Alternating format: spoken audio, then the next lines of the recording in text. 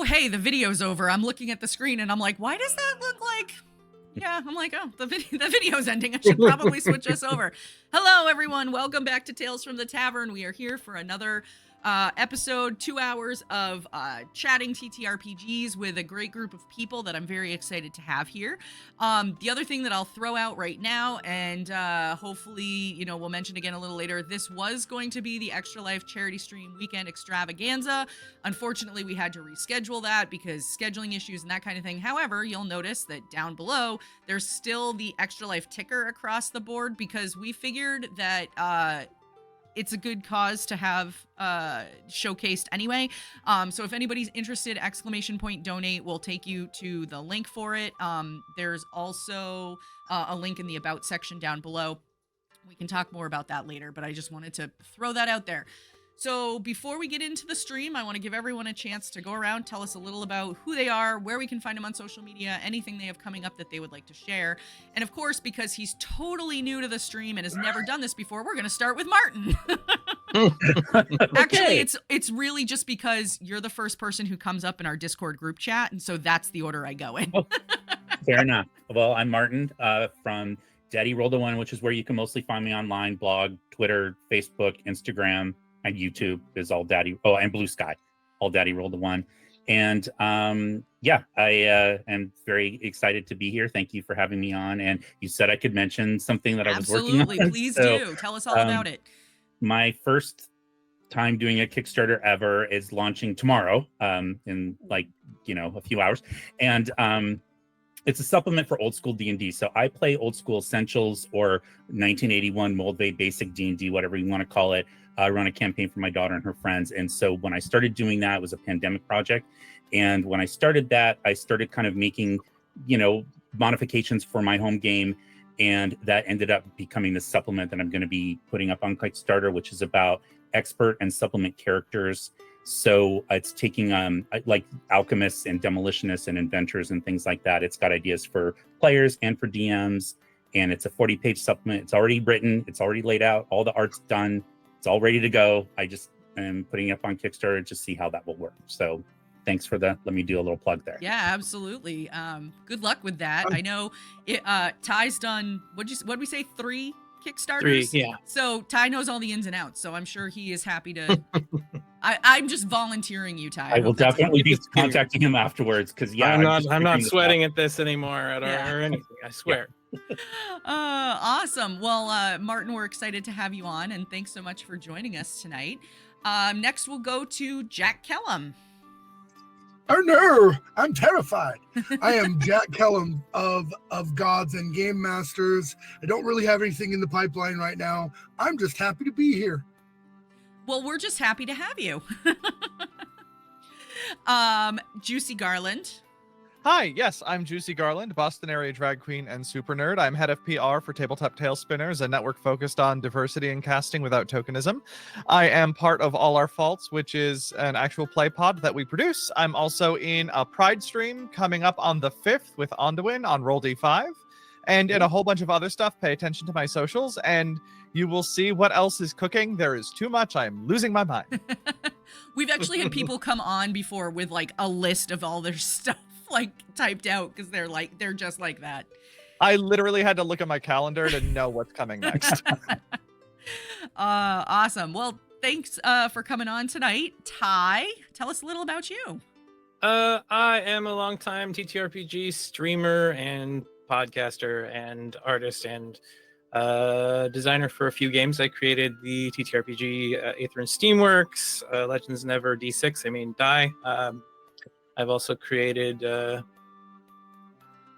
few other things, but they're still in the works. I've got something called Twin 6 down the horizon, which is a 2d6 system that is system agnostic and allows you to kind of pull from a bunch of little things for really quick adventures. Anyway, currently I'm running Descent to Avernus game we call Hell Riders over on our channel on Roll for Chaos. And it's been a lot of fun. I'm using a lot of little modifications to it, of course, because as we all know, it's dangerous. But yeah, I made art here. All of it, yeah. That's me. Yeah, if you're ever not sure, just I reference Ty all the time that Ty does my art. So Awesome. Well, Ty, I'm excited to have you on. It's been a while since we've gotten to chat, so I'm looking forward to it. Been a bit of time. It's always nice to reconnect with old friends. Rosie. Me. Hi, I'm Rosie Bodahip, Sweet Rosie B, just about everywhere on the internet. I am a TTRPG performer, storyteller, and producer, as well as an OC artist. You can find more details about what I've done, where I've been, who I've played on sweetrosieb.com. Nothing in the pipeline right now because I have been absolutely obsessed with a wonderful home West March campaign that has taken all of my time, all of my life, all of my energy, and I wouldn't have it any other way. I love that. That's awesome. Well, thank you for being here too. I'm excited to get to have everybody on tonight and talk some TTRPG. So, I am Gamer Mom Luna. If this is your first time here for the stream, let me tell you a little about how it works. Everything that we talk about tonight is going to come from questions from chat. So please, if you have any questions for this amazing panel, feel free to drop it in the chat. If you could start it just with questions, so our moderator that's getting the questions to me can find it easier. That's very helpful. And we will take questions in the order that they come in, except if you have 1,000 channel points racked up, you can spend those for an Ask My Question Next, which will bump your question up to the next one in the queue. We only have 3 of those available. I will also mention, because everybody always likes to know, I do have the channel point redemption for cat treats, but I can't promise that any cats are going to come downstairs and hang out with us tonight. So if you redeem it, I will let you know if I'm able to give the treats cat. But Wolf's Blood says if he has 100,000 channel points, we need to talk. Use them responsibly, Wolf. Otherwise, I would also be blowing up this channel. It's true. It's true. Yeah, I was going to say I used to have like, I don't even know, all kinds of stuff, but I don't stream nearly as much as I used to, so I don't anymore. But anyway, let's get things going. So I'm going to start off with my favorite question to ask because we don't have any in chat just yet. But if you're playing at a physical table with physical dice, do your dice have to match? Feel free to just jump in. Usually, yes, but I am forcing myself to not be as crazy. So I let the mismatched dice exist. I just tend to bring a matched set. If I'm playing at a table, it's usually me GMing. And what'll tend to happen is I'll accidentally grab the wrong bag of dice before I go hang out with my friends. And I have the most intimidating dice I can possibly find as a GM. So I will commonly have like Dragon's Eye dice or big blood red ones with like really bright imagery. So yeah, they match, but not always on purpose. There you go. Yeah, I tend to match mine thematically, and especially when I'm GMing, or match them to my character. So mostly they match, but I have a selection available at any time. I never have just one set on board. Yeah, jumping off of that, they don't necessarily have to match aesthetically, but they have to match vibes-wise. They have to either match the character, or if I'm feeling a particular way as a DM, they have to match what I'm feeling, not necessarily a color palette. It's funny. I think I'm the outlier. I'm not really a dice guy. Like, I'm not one of those people that has to collect different dice. So I know it makes me. What's that, Bart? You're not coming through very well. We can't hear you anymore. I still have all of my original dice from like the 80s. They're all jumbled together in a bag that my mom very sweetly made for me. So like a little burlap bag with a tie. And I don't use those ones mostly because Jack might remember this, but those old 80s dice weren't always the best quality. And so over time, they start to roll, like literally roll, not stop on a number. Because the 20s, for instance, are round. And you had to crayon in the color, so you can't actually exactly have those. So so I keep those aside. And then for the game I run for my daughter, and now like years ago in a Savage Worlds game, the GM bought everyone a set of dice, and he bought us like these really super heavy like metal dice. And that's just my most recent set. So it's like the top of the thing. So that's what I use. And I've never even really thought about it until you just asked that question. It's just easy to grab, and they're heavy. And I know where they, I know that I didn't forget them because they're so heavy, I had go ahead. No, you first. Okay, yeah, you reminded me of dice bags, because I had a dice bag that I knit for myself in college years ago, and at PAX East it tore open. So I haven't yet like replaced it by knitting a new one. So all of my like jumbled dice are in a big Ziploc bag downstairs. Oh, I'm gonna wow. knit you a new one. Yeah, or I need to knit me a new one. Like I can do it. I just need the yarn and the time, but I just haven't gotten around to it yet. I need to do that. How many of us ever used a Crown Royal bag for our dice? Because those were like the perfect dice bags. I don't 100%. even drink, and I went and bought They're some such good for the bags. bag. The nice Yeah. purple and gold. I mean, See, they're I regal. can't do that because I am the none of my sets of dice touch. Oh, okay. None have of them them all in touch. one They are bag? all in their own storage. So a lot Oh, of yeah, them, a lot of them are behind me, and a lot of them are still like in, like the just Yeah. the case. I have a But bunch like that. I have a few. Like I just I splurged on a Talon and Claw Ooh. case. Nice. That's pretty. And they hold my splurge dice in them, which are my liquid cores. So all of my dice are either in something like that or they're in like a dice case like that. I think I have another, let's see, I have three other rectangular dice cases like that, all like right here in my desk, and another set that sits in a mat. Like, yeah, it's ridiculous. But yeah, none of my sets are stored together in a way that they can touch each other, and I don't really know why. I do have one dice box, and I was never one that really bought dice boxes. A long time ago, I had one that was given to me like a stepfather. It was actually for cigars.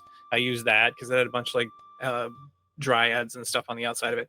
But I never used them because they were heavy and bulky. But I was given one by Rob B. Rowling that has the Aether and Steamworks logo emblazoned in it that he sent me. It's a dice box and a dice tower all at once, and that's a prized possession. Yeah, that's awesome.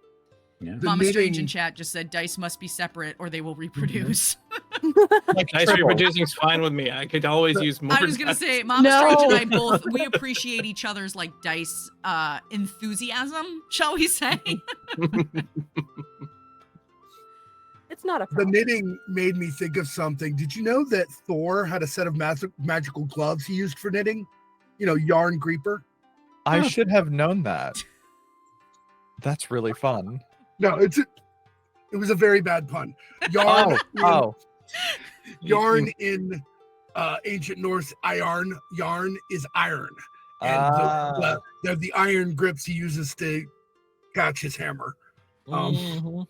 But it just You can't win them all. You got to workshop that a little bit. Yeah. You had to be in part of the in crowd who understood the. Never mind. unfortunately it's a very tiny group. So All right. Well, let's see. We got a question from Darn It Dibble. And the question is, what are your favorite questions? This is such a good question. What are your favorite questions to ask your players or to yourself when building characters to make them more fleshed out? ooh, Such a good question. I have an answer. So I built a character generator for Delta Green, and I didn't want to just write lists of things for like bonds or for motivations, and motivations are really critical in my opinion for building the character and fleshing them out. So I broke down human motivations into what I feel are their purest components to make the brain juices flow. So what I did was I provided a framework for organizing these like deep thoughts that are really extreme about characters, with the source of the motivation, the reward that you seek, the reason that you have this motivation, and there was another detail, I haven't looked at it in a little while. Then I added the spice. So I took this like dumb intellectual concept as a framework, and what I did is I had a D100 list of like highly emotional key terms that would then fuel this generator. And ultimately what it did was it challenges players to really think of something more specific and more fleshed out with high emotional charge, and that is what gives depth to those characters, and it does it very fast and very effectively. So I think that what I'll do is there's no one specific question, but I will probe players with like emotional questions, digging into who the people they are, what motivates them, what their interests are, what they hate, because that's something that you can start with and really latch onto and create a character through play from. Yeah, that's exactly what I do. And I didn't come up with this. I stole it from another YouTube channel that was talking about this. But I asked, and again, in my daughter's game, it was really helpful. What does your character love, hate, and fear? And I had them like email it back to me or like whatever. And then I just have it in the back of my DM notebook, and I have a little tab on there so that I can always refer back to it. And then I just use that whenever I'm prepping for my sessions. I always have that page open so I can remember to like, you know, work. And I don't work all of them in all the time because that'd be ridiculous. But like, I just have it there and I can go like, oh, that's a cool thing. I can pull that thread and see what happens. So, Or the question, the biggest question for almost any game for me comes down to what Juicy was saying and what Martin was saying, motivation, right? So what is your motive to be involved in the story? What is your motive to adventure if that's the kind of game you're playing? Whatever it is, you as a player need to come to the table with an idea of why you're involved in whatever adventure or story we're telling. It's not always on, it's very important to me that it not always be completely on the game master or storyteller or whatever to make you want to do whatever. No. If you don't have some impulse to be involved in the story, maybe make a character that does have an impulse to be involved in the story, a reason to do stuff. You know, if they just want to stay home, let them play a different one who doesn't feel that way. That's actually a really big issue. I'm like, I've told these individuals, everybody else, I'm playing Descent to Avernus with my crew, and one of the biggest issues that I'd seen before and doing some research into playing the module and everything like that for the game is you're all going to go to hell to seek out a place that if your characters are not invested in actually going to, what is their motivation for going there? Why did they choose to take this massive trip down into the beyond? Are they just altruistic? What is it? So having your characters, your players, identify what it is about what you're going to do, how you're going to play, that ties them together to have motivations. Just taking off of your statement there, Jack, it's like an exact situation where you could see that happening and where it's necessary. Yeah, they don't have the motivations, you have to shoehorn it in. And for those of us that are in the streaming community, shoehorning sucks. You have got to have a very intense, as Juicy says, emotionally charged reason to literally go to hell. Knowing that's where you're going, right? It cannot just be, well, I really want to do good in this life. You know, you can do that by going down to the church and donating or whatever. You're offering to go to hell. Come up with a good reason why you're that motivated, please. Please honestly, tell me why this is something that's okay for you. No, a lot of it is asking, why is this character right for this story? Do their motivations align with what's currently happening? If not, could they? Is there a different set of circumstances that led them to this point that is adjacent to their story that can somehow weave in?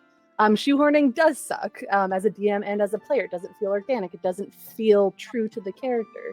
So one of the first questions, you might have a character you've been dying to play, but if they are not right for that story, it's never going to feel good. It's never going to be fun. It's never going to quite fit, and it's not good storytelling.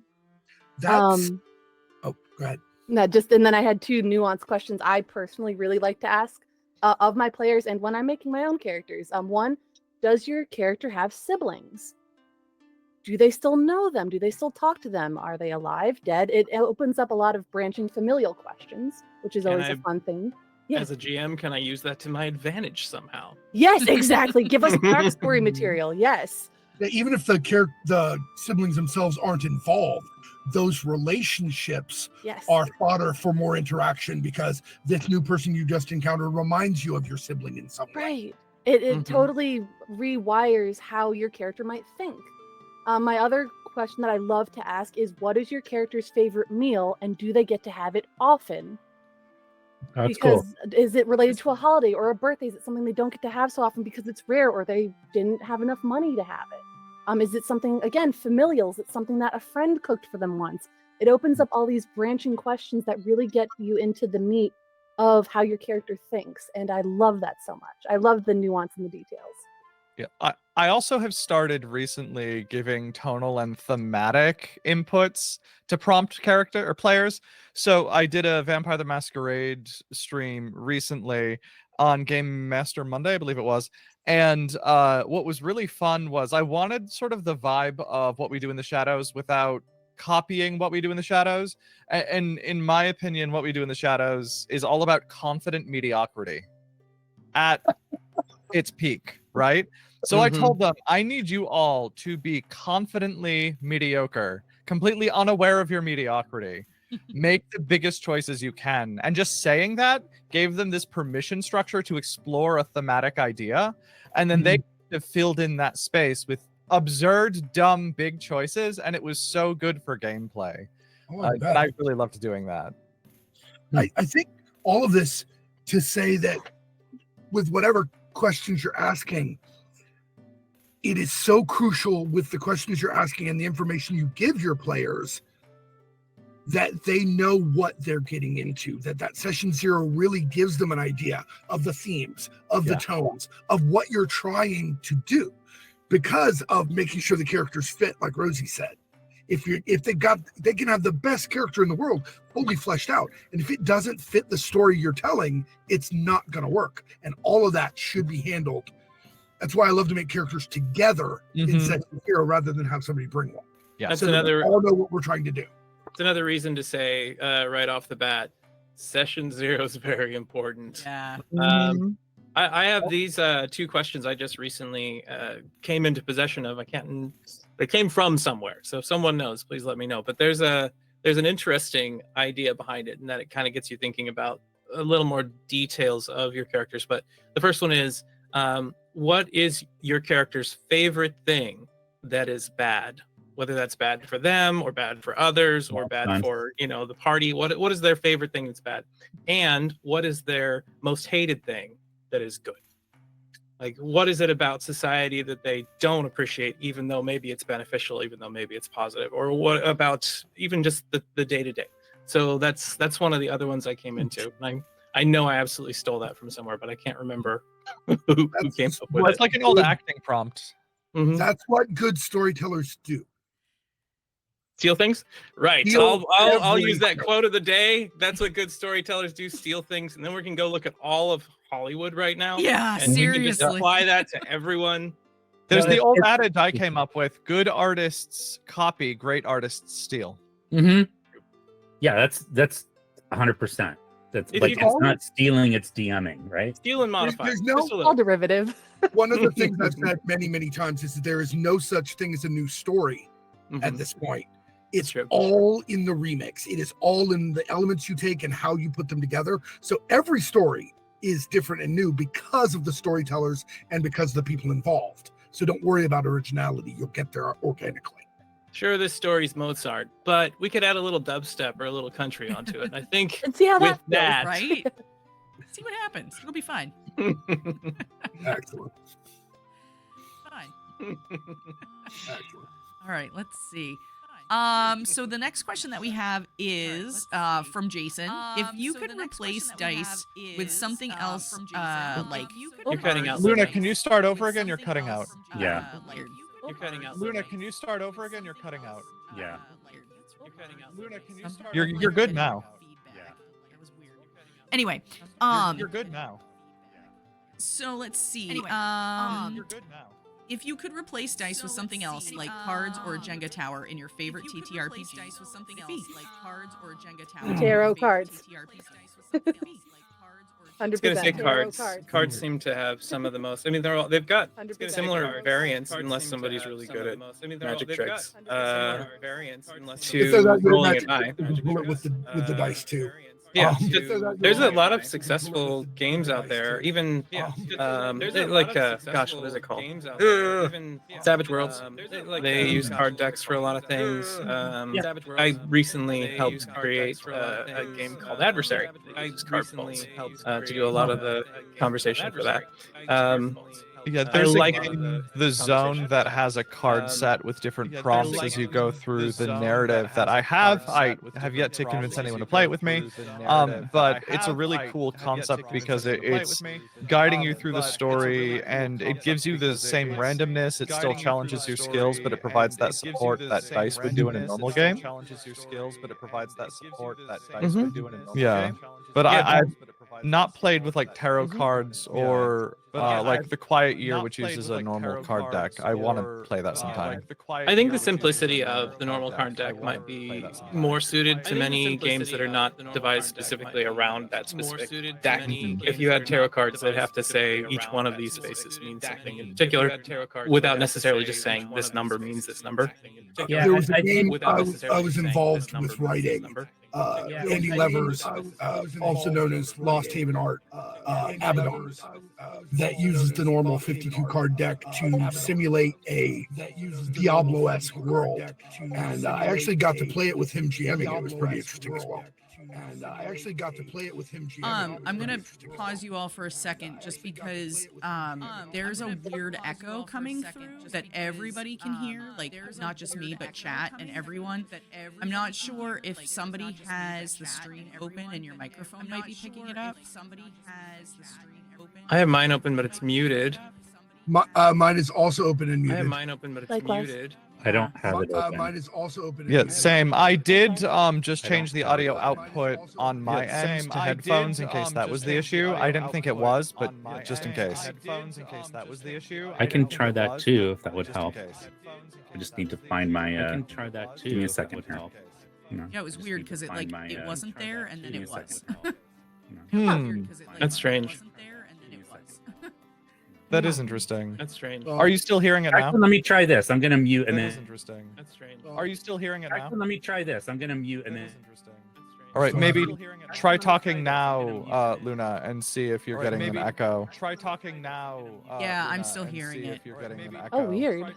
And it's not me. Yeah, I'm still here. I'm not seeing from the perspective of someone else who runs these things. I'm not seeing anybody's No, me neither. orders light up. I'm not seeing anybody's orders light up. I'm not seeing anybody's. I have the stream open in another channel, like another tab, but I don't. Like a secret hidden tab. Yeah, like another tab, but I don't. I mean, they Like do an have alternate side tab that's sitting out there, being all sad by itself. In OBS, do you have your monitor output set to both? Nope. In OBS, do you have your monitor output set to both? Nope. In OBS, Well, if it's really weird and inexplicable, it's probably somehow my fault. That seems reasonable. Somehow my fault. Yeah, yeah. Technology and I just have a very strange interaction sometimes. Man, I could give it an echo if we needed. I got really concerned. I'm like, that sounds Me so too. good. I was. How spacious. Really concerned. It I'm got gonna worse. try muting you each for a second. Yep, that's all good. It got worse. I'm actually very not great at doing voices for my players in games, so I cheat. I use devices. Ah. I can be robots and I can be fairies and I could be. I'm muting you all one by one, so you Yep. might have to unmute Okay. yourself. I could be. Sounds Okay. good. You all one by one. I can be a fairy too. I don't need a voice mod for that. Sounds good.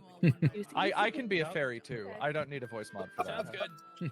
I'm allowed to call myself that. I don't need a voice mod. True. I'm allowed to call I'm myself careful. that. I don't use that word for any entity because some of them might be listening and they object. So I tend to use the term gentry or good folk. I may be mildly superstitious. I may be mildly Huh. But I am Huh. actually pretty good at voices. So. Alright, good goblin you may voice. still be muted, but you're. Alright, good goblin you may voice. still be muted, but. Am I all right now? Do you want me to unmute? Is that okay? Am I all right? Yeah, now? you're Do you good want to me to unmute. unmute? Is that okay? Am I all right? Yeah, you're good to Hmm. So I had a game just the other day. Well, obviously, I'm playing Tavern, and I had a character come in with an Irish accent. Forgot it 10 seconds into the conversation. It was and I had no idea how to get it back. Mm. One of the problems you'll see with that one is Or a problem I have with that is my Irish will slide into my Scottish and vice versa. I can see that. Yeah. I have a hard time with Irish accents. Mhm. I can see that. Without cartooning them, like they just slowly over time get more and more cartoonish until I sound like Nathan Lane in The Producers doing the like terrible Irish voice where he gets higher and higher. That just happens to me. My problem is if I get into any, the second emotion enters the scene, the accent is gone. I have terribly put it on myself that I have this wonderful, beautiful furbolg that has a vaguely Canadian accent. It's very strong. The second she starts crying, it's just my voice then. I figured it out. I saved it. Ah! I got it. Christmas It's all pudding. good. Hooray. What was It was a secret hidden tab that I couldn't figure out where it was. I had to literally click through every single thing on my desktop. Oh, I'm wow. glad you found it. But Yeah, yes, before we we- saved it. Before we all followed Wolf's recommendation. of Yeah, having and all duck started voices. talking like ducks. Yep. That would have been. Mhm. Okay, well that was fun. All right. Where were we? On the moon with Steve, talking about accents, but I don't think we were asked about them. So No, Bonus question. Oh God. the important part is we vamped. Yeah, so for anybody, since there's everybody who can't see what the group chat said, it was that everybody should switch to using voice mods and sound like ducks, since ducks don't echo. Ducks have no echo. That's just science. That's just science. Yeah. That's the reason why it's hard to catch them when you're in the fjords. What? That does make sense. I've learned something new this day. Happy Pride. Now it's an educational stream. Ducks can be gay too. Every animal can be. yeah, That sounds about right. ducks, however, we're not going to get into their reproductive habits. because No. they are No. treated- We're gonna No. go on to the next No. question that We're we not got. I don't have a bottle of wine to open. That's the spiral path we don't want to ascend. Yep. No, Stop we're it. gonna move on to the next question that we got. I'm sorry if I pronounce your name wrong. Siwa Pyra. Is it easier when players come with lots of background characters and very complicated details, or is it easier to have a few anchor emotions or plot points and leave it more open for the DM?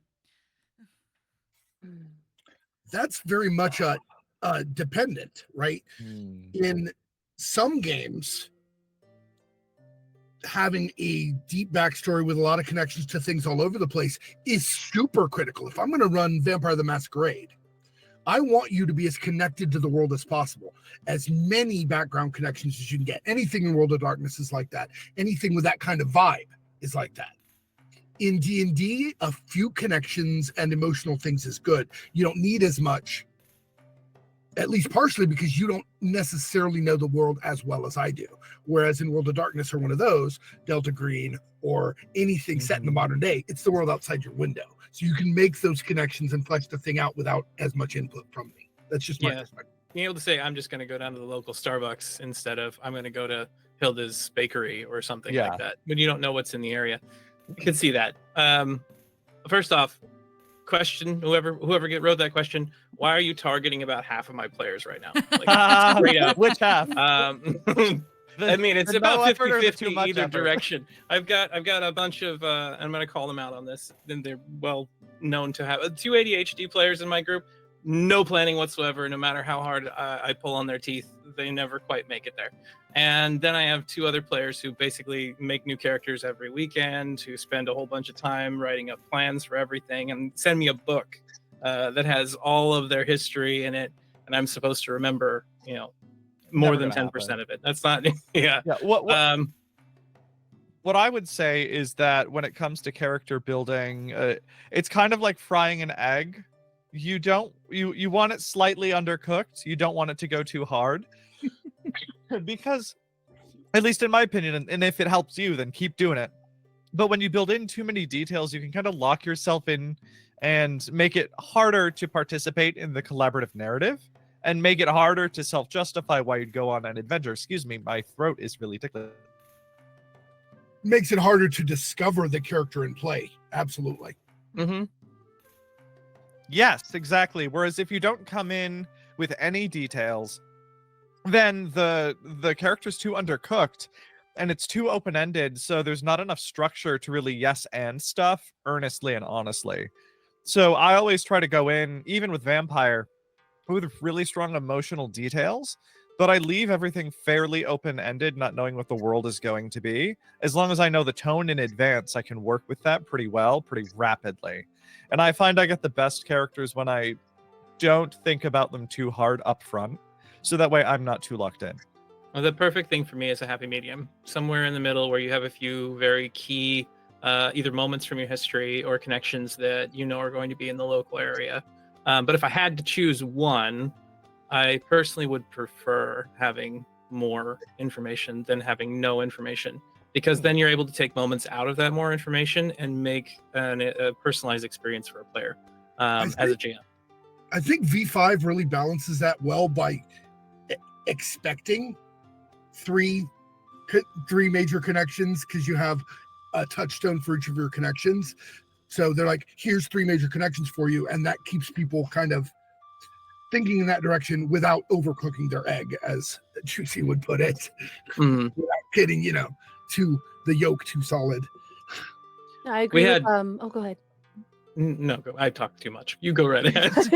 No, I agree with you on that happy medium. I think it's so good to come in with major touch points, those sort of broader strokes of these are big events that happened in this character's life that may have led them here. These are the big motivations that are why they're here. But I also really do find, again, those smaller nuances, the sibling thing, the food thing, it's those so drive and navigate the character's snap decisions.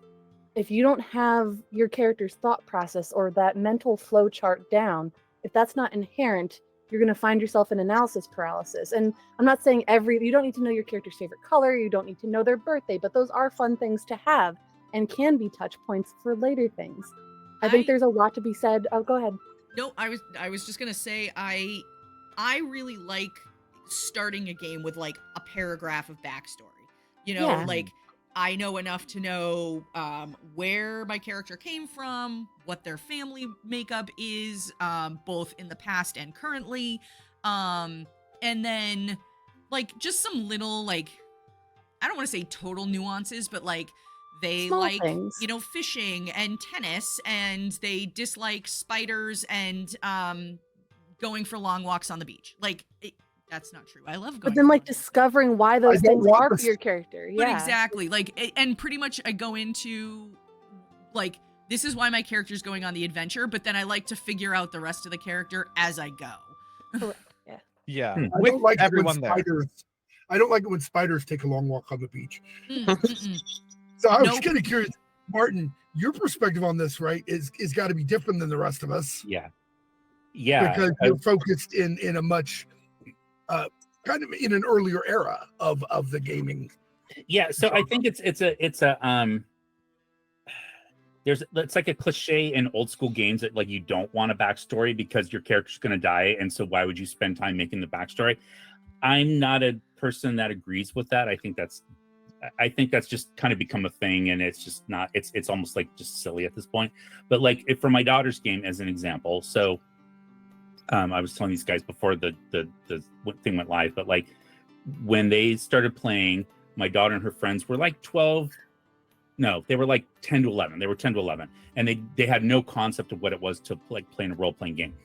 And so I asked them for like background on their characters, and they didn't know what that meant, because and it's like that was partly on me as well, trying to learn. Like I explained to them we're playing this game, like what it was, but I asked them for background, and the background I got was that my daughter and 2 of her friends decided that they were all elves, but they were all cousins.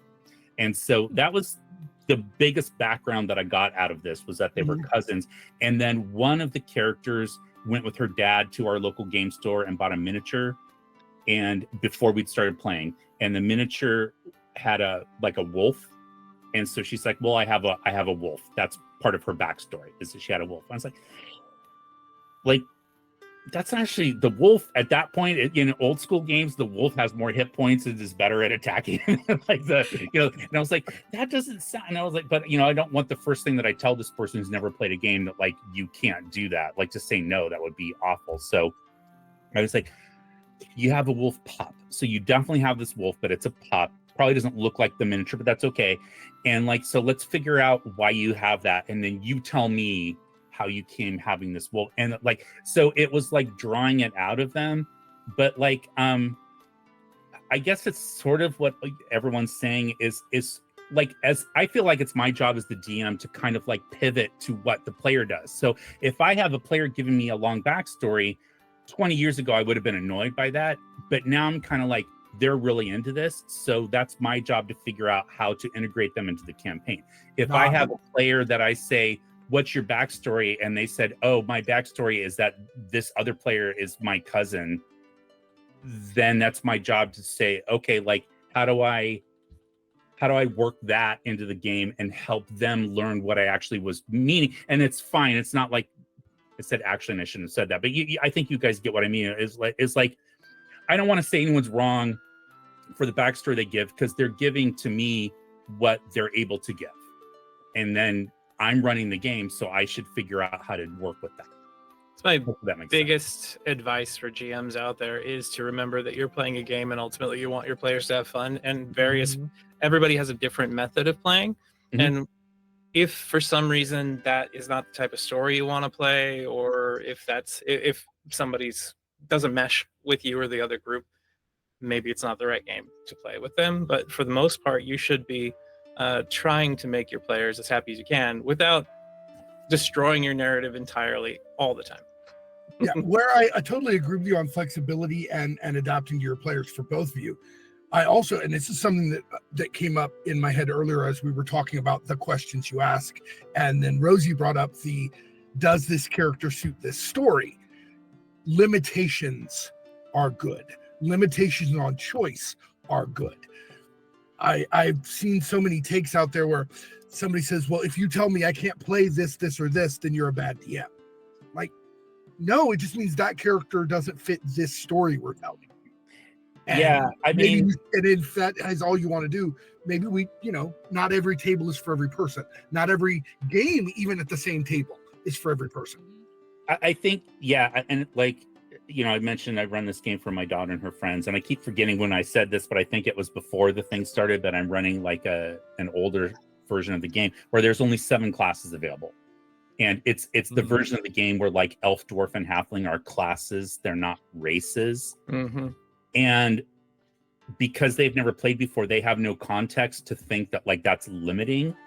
But what I've discovered through running this game for them is that limitations actually leads to more creativity, not less. I was going to say the same thing. Yeah. Yeah. They're working within the framework to like come up with ideas to do cool stuff, as opposed to looking at how they can mathematically match 18 different things to come up with like the ultimate thing. And neither thing is wrong or right. It's just, I think that there's a misconception that, people tend to look at, as an example, older school games and think that they're limiting.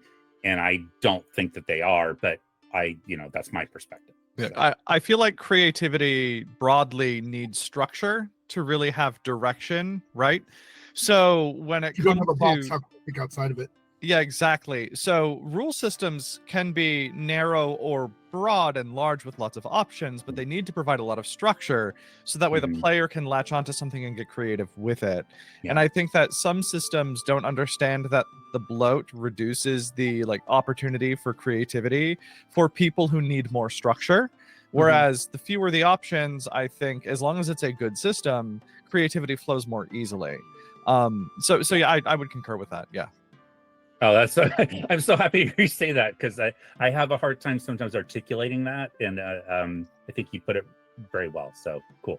I think every game has its place. I think there are a variety of them out there that maybe aren't given the fair shake that they need because they don't seem to be exactly what people are looking for. But that's just me. Being a game designer who's very unpopular. I mean, that's just me. I was gonna say I've Yeah. often said that there's a TTRPG out there for everybody. You just have to find it. Like, I feel like there really is a game that could appeal to anyone, regardless of how familiar you are with TTRPGs and how comfortable you are with TTRPGs. You know, because there are some that lean a little closer to the board game spectrum. There are some that lean way far away from it. There's straight up beer and pretzels RPGs like Tales from the Floating Vagabond or Teenagers from Outer Space or any of the Toon, you know. Exactly. Yeah, exactly. Just get crazy and have some fun. You know? I went to like it was the end of April. I went to a convention called DaveCon in Minneapolis, and it's for like 3 of the Daves that were part of the Minneapolis group that kind of like helped make role playing what it is. So it's Dave Arneson, Dave McGarry, and Dave Wesley, and the two names in that people mostly don't know would be McGarry and Wesley. But Dave, I played in a game run by Dave Wesley, and then he ran this back in the late 60s, and it's role playing, but there's no dice. There's no he gave you a scenario, he gave you objectives, and you played this and told him what you were going to do to accomplish your objectives, and he decided how that made sense versus what everyone else said. So that's like the far spectrum. And then there's like the mathematical probabilities of how do I mix all these different things to do 800 points of damage in a round kind of and those are both very legitimate ways of playing. They're just very different. And I think sometimes people think that it has to be one or the other when there's a spectrum, right? As in all things in life, there's never a black and white. There's usually a spectrum of where things fall. And so that was very eye-opening for me, because I tend to fall more to the no dice and the referee makes the decision based on what the player says. But it's also important to understand that there are some people that are into the system mastery and want to figure out how to make the combinations to do the thing, right? So many of us really enjoy the let's tell a story together aspect of role playing, and some of us are like, I want loot, I want tables, I want combat numbers, I want to hit the hardest. And and there are people, I know quite a few people who want both. Sure. Legitimately are the power gamer and want the deepest, most emotional story they can get out of it. Some of the most successful games I've ever seen they do a balance of that, where you can do both of those things. I'm definitely one of those players, because I like a game with crunch like Pathfinder, but I also fully am in love with Monster Hearts, which is what we're doing in All Our Faults. And that has 3 rules, basically. And then tiny tables for every player, right? But both games bring me such joy because they provide the right framework for me to get in the headspace for the character. I can engage with rules in Pathfinder in a way that is deeper if I want to. I love that crunch sometimes. And then other games like Monster Hearts are very fluid and very roleplay heavy and very much about, I think, the yes and with everybody. And as long as you have trust at the table, that's a beautiful game. And they're so different from each other, but I love both. Right. Can we give That's love cool that to you like games? both. I appreciate that. That's I'm not good at the crunchy part. I'll just put it right out. I've been playing for more than 40 years, and the crunchiness it's not something I don't appreciate. It's something I'm just not good at, and so I tend to default to games that don't have that. But anyway, I think that's awesome that you can do both. Can we give a little bit of love to games that incentivize players to do things that are against their own interests sometimes? Yes. An example of that's like the Fate system, where you can just go and immediately give people problems that happen to them when they're trying to accomplish something in order to flesh out the game, give more opportunities to other people, that kind of stuff. So I like that kind of thing. I'm actually very fond of the Fate system. In my case, I like the initial manifestation of it in the transition from Fudge into Fate, because I love Dresden, and that's what they started with. And the Dresden setting and the Dresden system, I think, are amazing. So I was gonna say too. Play to your faults. God, I just lost my train of thought. Never mind. I'm sorry. Probably my fault. I derailed it. Okay. Let's see. So Mama Strange threw a question in the chat, changing gears a little bit. Is there a character type that you hate? I have strong loner. feelings about this. The loner. I hate the guy who does not want to be with the group, who wants to be the only. They want to be the main character. They're the edgy loner. Don't get me wrong. You can be an edgy loner archetype, but the player needs to realize you're playing in a team sport. Yeah, that's it's not necessarily that there's a character type so much as a player type I really don't like, and that's the no but. Oh. The no but. Yep. When someone is just a stick in the mud and always is no but, because, and it comes, I think, with the like massive character backstory with all of the writing and all of the details coming into it, where they close themselves off to opportunities in a story that we're all telling together that may conflict with this rigid idea of the character in their head, so they're unable or unwilling to move. Yeah. And like, I certainly have moments where my character would never do something or would go totally against the interests of themselves or the whole damn party and game, and I do those kinds of things, but it's about also supporting the story at the same time. And players have to recognize that we are all there to support a story together. And if you're going to no but everything and close yourself off and kind of just be a dick to the other players and characters, no one's going to want to play with you. There's a very big difference between no but and no and. Yes. Absolutely. I think, again, it's more player type than character type. Yeah. I have players, multiple times, I've seen players that are on the, I hesitate to use the word obnoxious, but on the side of wanting to fix everything and wanting to help. Wanting to fix everything, those players feel like they are afraid to fail. They need to be the solution. They need to be the resolution. They need to be the Band-Aid.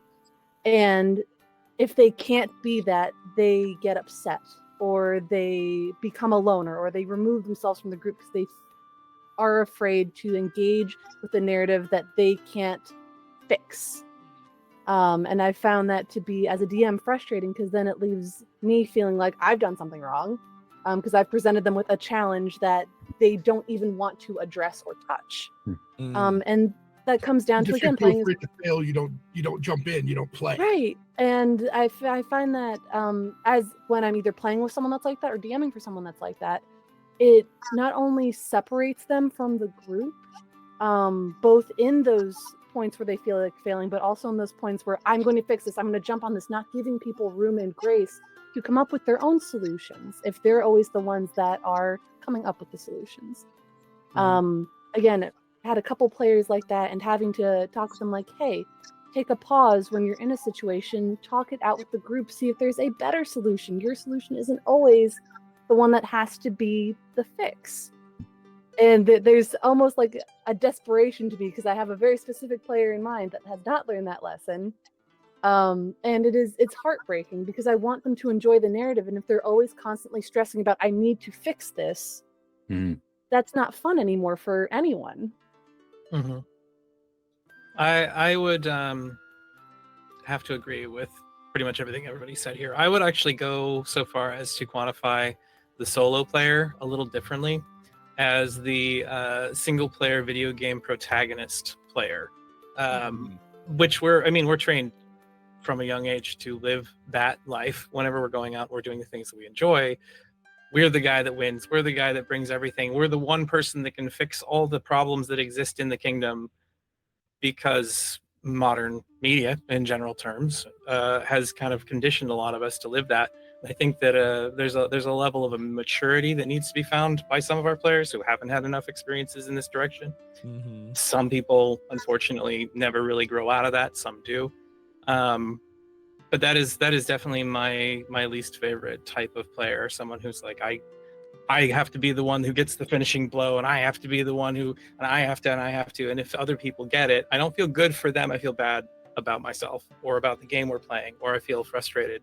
The diva is another thing you can call it. I think I totally agree that they're annoying, and obviously I said the same thing, right?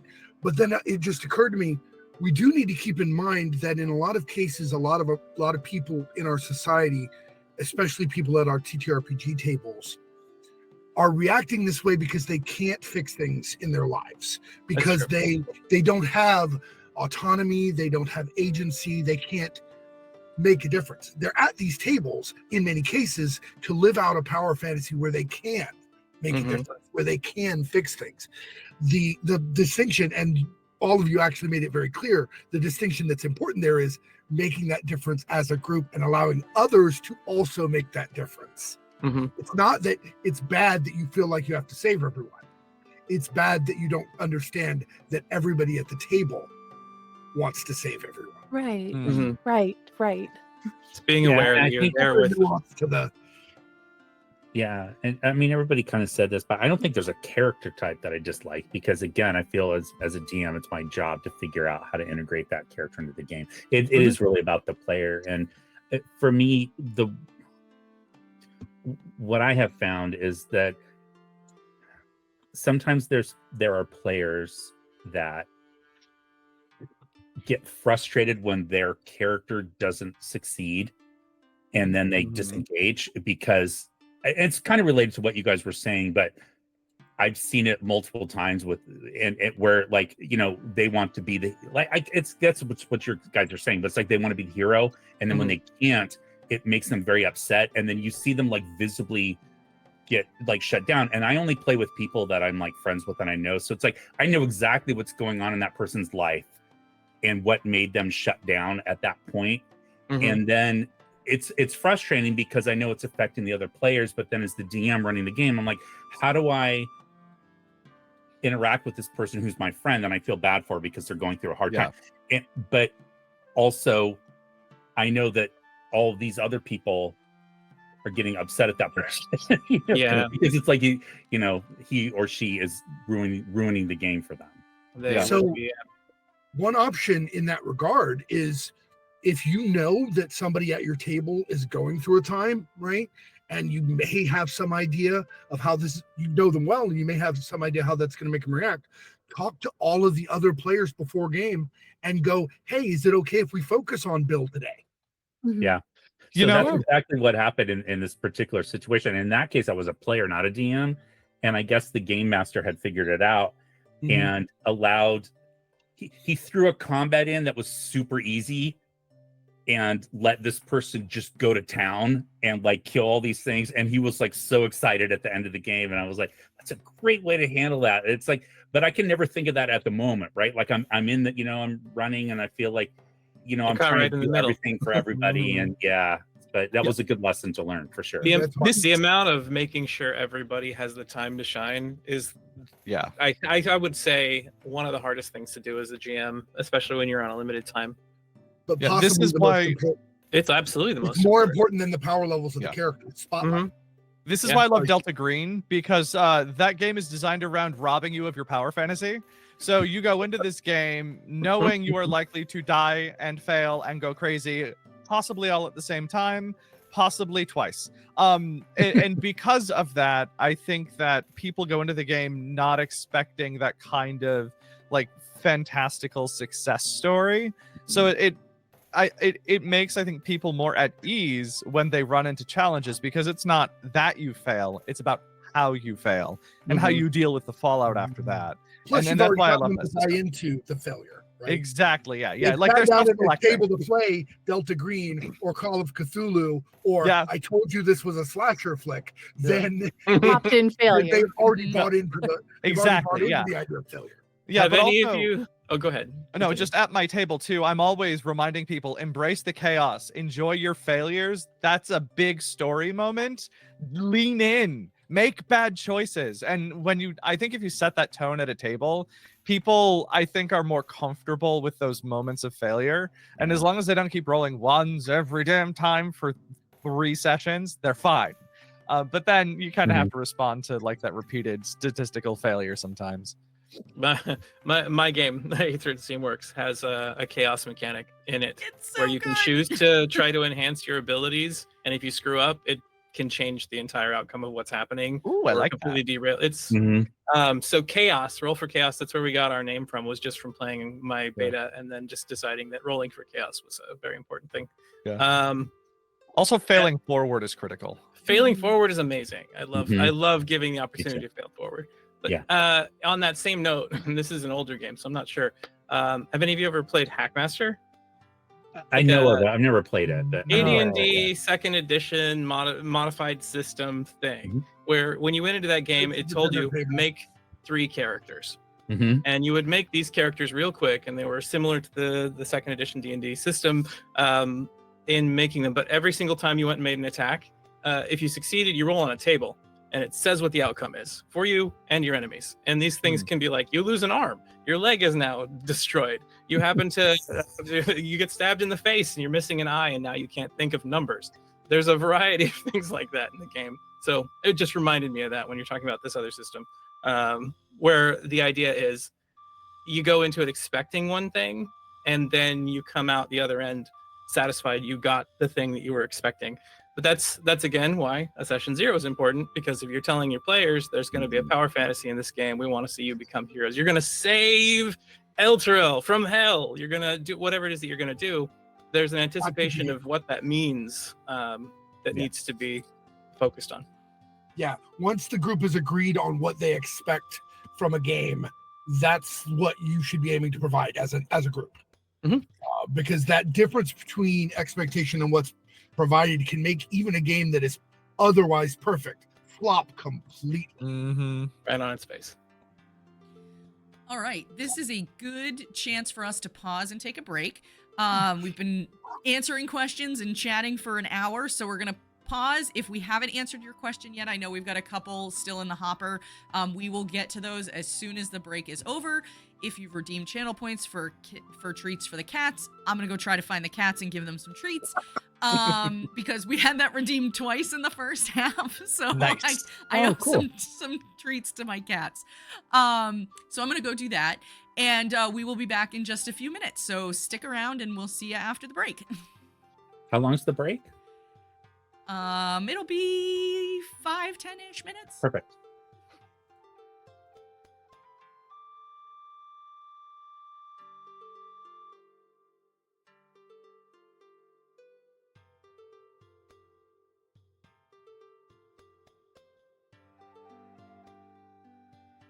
And we're back. Surprise!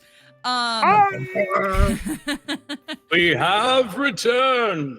Yes, exactly. I should have had you do that right from the get-go. Back in the saddle again. So we're back. We've been oogling Ty's art over on Instagram. Mhm. So follow Ty on Instagram. You can see all of his cool art. And I gave the cats treats. They were very happy. Molly is sitting here just off camera right now, but she's literally right in front of me. I had to drag her down 2 flights of stairs. She doesn't come downstairs to hang out on stream very often anymore, because once we moved, she decided she didn't like where the computers are, and she never comes down here. So, so let's dive into some more of our questions. So the next question that we have is from Wolf's Blood, and he would like to know, well, this is the way he phrased it. I'm going to read it the way he wrote it. Congratulations! You have achieved level 0 and have 1 marketable skill. What realm do you find yourself in, and what is your skill to make it in that realm? So is this like an isekai? Sure. Okay. I'm gonna take a easy way out on this one and just say I live in like Faerun because I love the universe, and I happen to have mending, and I just work repairing people's stuff down at my local shop, and everybody comes in. I know everybody's kids and family. We just hang out, one of those situations. Love it. I 1000% live in Eberron, and I am a dressmaker. I mean, you Good already choice. are a dressmaker. Exactly. That's my marketable skill. Yeah. I have been transposed into almost any setting with even vaguely Celtic vibes, and I continue to be a storyteller. Love that. Don't I? Yeah, Okay, Wolf's doing Blood the things we love is cheating. I thought this was a different. No, that's not what they said, though. That's true. That's true. Wolf's Blood just One said, I would go to Ravenloft and my skill would be mortician.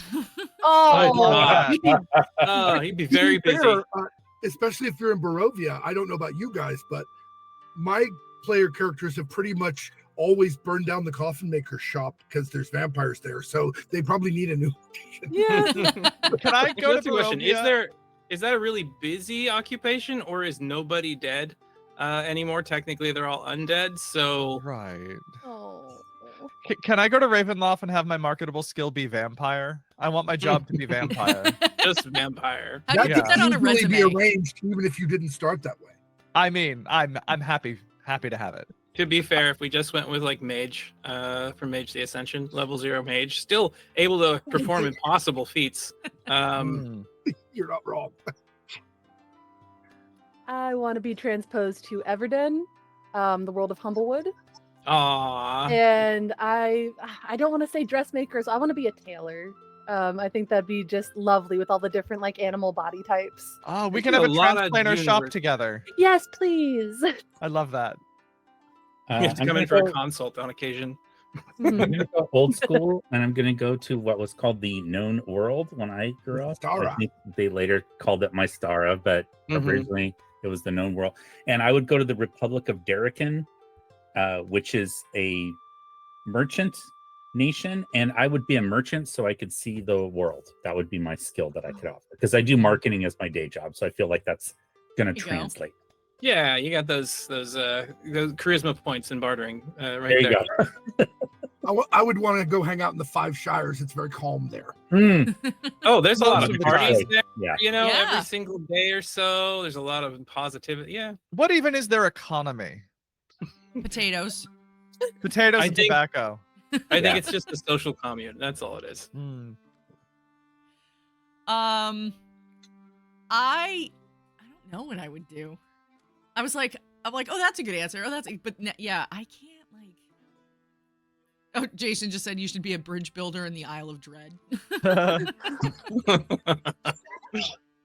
Back to Mystara again. It is. Mhm. I would do like, I don't know what you would call like doing stuff like this, but I would do this in wherever I was. Oh, a host. Yeah, like You'd run some a kind of- salon. What's that? Oh, You'd run a salon. Or a Yeah, tavern keeper. Oh, a salon. I like yeah, the I'd salon. be a That's- tavern yeah. keeper. Yeah. I'd be I like, like the oh, salon you need better to meet 'cause I- this guy over here because you guys Mhm. both do this thing, and you need to meet that person over there. And oh, now I have 2 cats on my desk. She'd totally Nice. do the salon because that way the two who are the tailor and the dressmaker are making clothes for the people coming to the salon. And then I'm telling them stories, and then we're having these huge discussions. Yeah, I I've- love that. And then Martin's selling it all to Apparently, make yeah. sure make sure we all get properly paid. I've thought of another thing. One that could interconnect all of them would just be if she was the proprietor of the restaurant at the end of the universe. All Ah, timelines would Yes! intersect there. Oh. Don't And forget then the you could towel. eventually have anybody come in and come out, you know, at any point. in time. Yes, that's my job. I actually added a World's End bar into the intro to my Strahd game. I made them walk into the bar and then walk out in Barovia. Oh, that's fun. Well, Whoops. Where are we now? Well, so two of the in one of the versions of it that I was running, 2 of the characters came from Ravnica, one from Faerun, and one from somewhere else entirely. So getting them together was fun. You're kind of running an entire Isekai campaign. Pretty Yeah. much. That's really what Strahd is. Yeah. Yeah. Less so in its origins, obviously, because I've run Ravenloft all the way back to 1st edition and the very first version of Ravenloft. I've run it in every edition, including adapting it to Pathfinder 1E. And I've got a much upgraded version of Strahd. It's just no longer for sale because I don't sell anything that could give money back to Wizards of the Coast anymore. Mood. Yeah. Mood. I had almost made a 5e edition of my game because it's its own D20 system. And I got about 25% of the way through it and then realized I still really didn't want to do it and stopped. Mm. When it comes to anything 5e, I'm kind of going Tales of the Valiant now, just because they're a less evil company. Yeah. I know that the audience didn't ask this, but thoughts on Humblewood? Or not Humblewood, on Critical Role's game. Daggerheart. There you Daggerheart. go. Daggerheart. I That's what still it is. need to play it. I just had my first session of it a couple weeks ago, and it was quite fun. Ooh. Yeah, I'm planning on running a beta of it. I played in a beta in the 1. Or whatever it is, the 0.2 edition, the one that was just before this most recent update that they did to it. And I Mhm. found some aspects of it super exciting and other aspects very problematic. Just in execution, not that there's actually anything problematic that I found in the game. Combat was a Uh, little bit clunky, but Yes. themes and party composition were incredibly fun. Those are Mm. great. I love like the classes. I love some of the ideas in the game, but I I mean, digress. and now we're co-opting your show, Luna, to talk about It's all another good. system. Sorry. That's why we're here. I found that their initiative system was a problem. I mean, every Yes. initiative system in most games is problematic, but when you could take one person and fight against an army of 100 people and they had to stand in line to fight you, that was problematic. Yeah.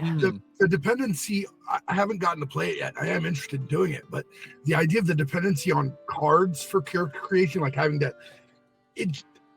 I don't know, it feels wonky to me. I think that was for use of, because we played using the Demiplane. whatever, the Nexus Demiplane, that thing. We use Demiplane, and you don't even notice that there's cards involved. I think that's mostly for a tabletop setting, so you can look at them and say, "Oh yeah, I have this power." Yeah, in Demiplane, you don't even realize it. Yeah, it's not Good to know. it's not something that you find yourself really thinking about when you're playing it on an online space. In person, I think it actually makes a lot of sense. We already do that with 5e style spell cards and things like that for people who just want to see them. But it's not like draw this card, get this card. It's just like you have your power, now you don't. So since you asked, I have to out myself. I know what Daggerheart is. I've never seen an actual play of anything, including Critical Role. I'm probably the only one on the channel here, but like, I've never watched an episode of Critical Role. You haven't either. Nope. Okay, cool. Neither There's two have of us. I couldn't get into the audio. Mm. I think it's a cool concept, and I love that people are doing it. And I'm friends with someone who used to run a board game channel that did the same thing, and he was looking to do like a role-playing game one, and I was working with him a little bit on that, and I just couldn't get the appeal, and it's just not for me. So I feel like I'm always behind like what everyone else is talking about, because that Critical Role is so huge, and It's it's so big. something that I know nothing about. So I've really only watched a few episodes of campaign 1, and I did it to get an idea of just to have an idea of what people were talking about. yeah, sure. They're I really, think that- for one thing, their episodes are really long, even Yeah. if you're into That's even what I if was you're going to into say. actual plays, their episodes are really long. I'd rather play than watch other people play, even though I do APs myself as well. It just The most interesting thing I found about Critical Role was their rise to stardom. One, Yeah. two, the fact that you can actually find on YouTube little animatics that describe kind of the most important and pivotal scenes. People make them themselves sometimes, and that helps get some information on it. If you haven't been sticking around with it for a really long time, they're a fun group. They're funny. They're entertaining, but sure. it is very Yeah, long. yeah. It is a lot of an investment to get back into. I dropped off after like halfway through the second season because I just got too inundated with other things to do. Mhm. So you're not missing anything in particular, but it has created a rise of interest in TTRPGs, which I 100%. actually blame COVID on. People were bored. Yeah. They were stuck Yeah, inside. part They of had it. to have something I to think do. it's- They yeah. craved human connection. They got a whole bunch of people on screen being funny and entertaining for them, and that's where Yeah, it's like COVID, and it's Stranger Things, and it's Critical Role, and there Mhm. was like a lightning storm that did all that, Yep. and that's amazing. It's Mhm. and I did watch Stranger Things, but I only watched it because my daughter wanted to watch it, and I got into it because of her, because people at her school are watching it, and I loved it. Yeah. But like none of her friends are talking about Critical Role, so she's not watching it. And like a lot of times these days, like my media consumption is things that I'm going to watch with my daughter and my wife. Yeah. hmm yeah, And Critical Role is not on the list. So yeah. Yeah. agreed.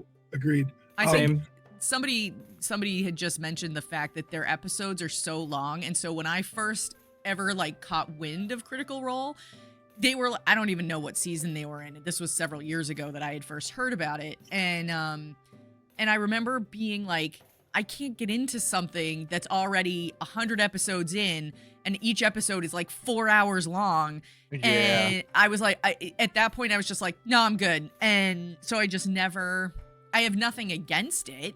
You know, Mhm. like, I think that what they've done for the TTRPG space as a whole is amazing. Yeah. You know, Mhm. they've essentially made it cool to play TTRPGs. But Especially I with mean, this something that number we all four. already knew. Come on. Yeah. Um, but it just isn't I love actual plays. Like I am more like I tend to listen to them more than I will watch them on a stream. Podcasts. Yeah, like I Mm. will listen to actual play podcasts. The one that I was listening to just ended and I'm so sad. So I got to find another one now. But yeah, it was just everybody was like, "Well, you could put it on, and listen to it at work." And I'm like, "Well, I could, but I'm going to miss half of it. So what's the point?" Yeah. Mm. So the one concession I made to that, because I also am not, I didn't have the time, I didn't have the ability to invest 3 hours sitting down and watching a thing. I work 2 jobs, one as an artist and one as my day job as an accountant. So there's a lot there. And then of course, family man, and my wife's president of a union and she's always gone. And so there's not a lot of room for me to do anything other than, play the occasional 15-20 minute game and spend time with my kids. But the one exception I made was actually Dimension 20's Fantasy High. A little more bite-sized, significantly more fun. just humorous. There's a lot of like jokes and fun play there. They've got some interesting set designs and stuff during the first season, and then the third season beyond. The second season was all done during pretty much COVID, so there's a lot of stuff like what we're doing here. But they were fun, and I highly recommend them. I'm going to do a shameless plug here for a podcast that I'm currently in right now. It's the Stories RPG podcast, and it's family friendly. So like if you have littles, like elementary school or whatever, it's still appropriate for them. And currently we're playing a story arc where we are monsters attending a trans-dimensional high school. And it's just so fun. I always describe her as a Lisa Frank colored dragon person. I love that. It's so great. Her name is Grady, and she wears Heelys that let her skate on rainbows. Beautiful. That sounds but delightful. I like it. One of the things I like about it is the episodes are really bite-sized, kind of getting to what you were saying. The episodes are like 35, 40 minutes. So easy to digest. They're really, I sound like I'm bragging. I'm not. I literally have nothing to do with the production of this podcast except show up to record it. But it's really well edited. He's got like fun music that's appealing and all of that stuff. So, yeah, I think there's something to be said for like the little bite-sized chunks of content like that. I can't bring myself to sit through a 4-hour episode of a podcast or a stream. I have nothing again. I mean, I've done actual plays for years, but Yeah. It depends for me. Like, I like them in hour chunks with, like, occasionally if you have to wrap up a narrative, they want to do like a final episode that's a few hours, then I'm fine and I can just pause and go back to it after. But yeah, the like 45-minute to like hour and 15 range, at least for me, is ideal. Yeah. I'm in one that we're pre-recording and eventually going to put out both podcast and on YouTube, but can't really talk about it much. But it's about 2 hours. We record in 4-hour segments, but they're in 2-hour episodes.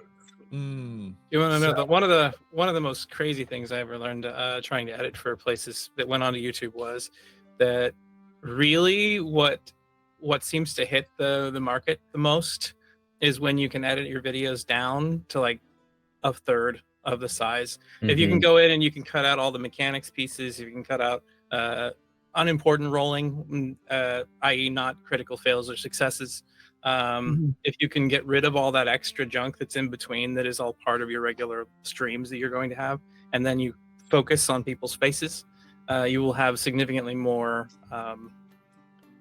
of a good time on a place like YouTube if you're moving content over there. It just requires about 10 times more work. We're not. Although I shooting would it all. It's all say, recorded. We'll see how it looks after editing. I also think too that a lot of people in actual plays are not necessarily like practiced or conscious performers as much as they ought to be, right? Yeah. So they don't know how to make those interstitial moments entertaining and engaging. Yeah. That's the thing that a group that's like why it has to be edited down. it's a group like Critical Role has that going for their advantage, is that they're all accomplished actors, voice actors, humorous individuals. They know how to be on camera in front of people. If you ever wanted to have a truly successful stream or podcast or anything like that, you'd need to select out those individuals that just have that huge Oh, personality of course. that make everything great that you're taking part of. Yeah, taking part in with them. An example of like a professional AP group who does leave in all the roles is Glass Cannon. Mhm. They take a more sort of documentary style when it comes to actually presenting and editing their content. And that's sort of my goal to replicate whenever I'm doing AP stuff, is keeping things rolling and entertaining and making sure everyone is participating in that endeavor while they play, because then the roles are just part of the fun, right? It's when tables don't put that time into sort of minimizing the requirement to edit by letting that space be blank or empty or quiet, and then it gets boring. Yeah. All right. Well, since we're way off of where we started with that question, which is okay. Sorry. I like letting the conversation kind of go like that, so I think that's great. The next question that we have is another one from Darn It Dibble. What's your favorite level of character to DM for, and is it different from your favorite level to play as? That's a question that's specific to systems, I'm assuming. Yeah. It is, but it isn't. Like, I have an answer to it that is two-part. Mhm.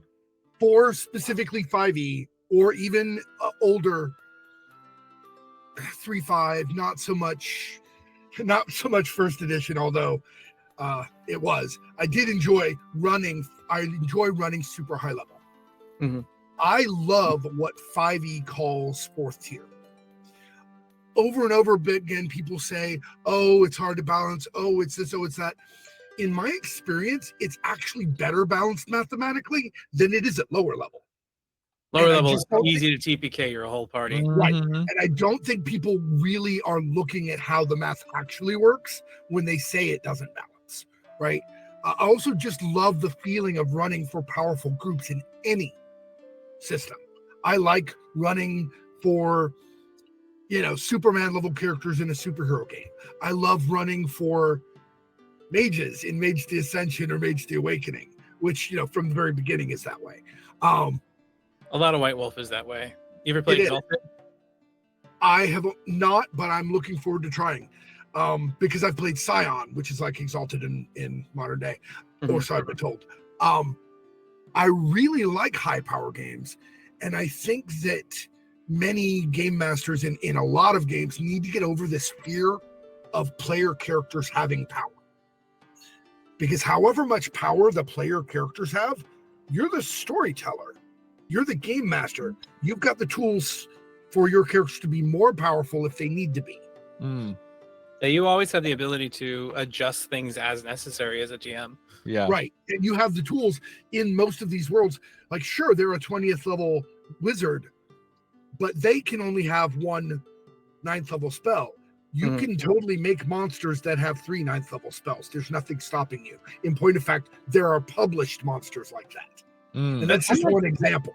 I'm 100% the opposite. I love 1 to 3rd level games for a player and as a DM. So as a DM, I like it because I don't plan the story out. Like in my daughter's game, I don't have some grand thing that they're supposed to be doing. And so levels 1 to 3 is when I get to figure out, what are we doing? What's happening in this world? I've given them a world. I've given them challenges. I've given them things to respond to, but then their actions are creating the story. And then I'm kind of going along with that. And so those early levels are crucial and the most fun for me, because that's when I start to figure out, like, I see what we're doing here. Like, I didn't know we were doing that, but that's what we're doing. And you then find out what's important to your characters at that moment. Exactly. And then as a player, it's the same thing, right? Because as the player, whatever actions I'm taking during those first few levels are determining who my character is going to be, as opposed to, so I said earlier, like, as a DM, I want to respond to the person that writes the 20-page backstory because that's my job, right? But as a player, I don't want to do that because I want to figure out who I am through the course of playing, right? And if I've written a 20-page backstory, I'm going to be super upset if my character dies. But if I've written a paragraph or a few sentences, and then I can grow into that, so then I'm discovering who I am, right? Who my character is.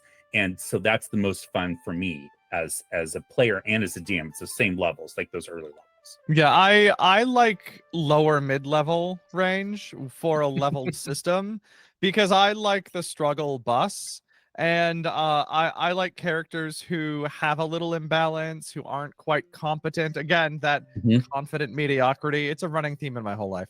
Yeah. And I don't like when sort of high-level combat just takes so long. So I like when a character's at like 3rd to 5th level, because then they're competent, they're full characters, they have access to the stuff that makes their classes unique, but they're not nearly godly and taking 45 minutes for each turn in a round, right? Mhm. So I think that's the best space for me. I tend to prefer level-less systems like Delta Green or Call of Cthulhu, where you either augment your character or they slowly decay until they're dead, because that's more fun for me. And I like those systems to run too. But yeah, the lower mid levels where I like to hit. I think I would agree with that. If we're specifically looking at 5e, just because that's how the initial question was phrased, and I did see that darn it rephrased it. But my brain immediately started like going into like the math and the crunchy parts of it. And for me as a DM, I love, and this is going to sound so specific and almost nitpicky, I love DMing for right around 7th level.